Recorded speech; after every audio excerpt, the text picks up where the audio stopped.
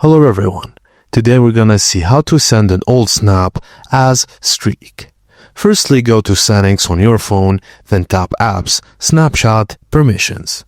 Under not allowed, tap photos and videos and set it to allow.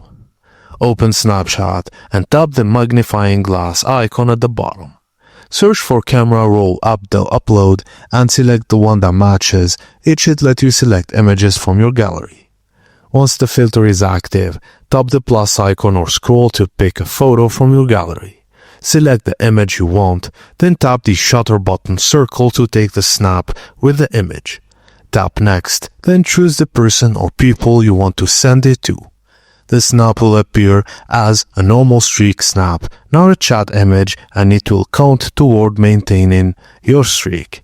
And that's it guys, thank you for watching, and please don't forget to like and subscribe for more.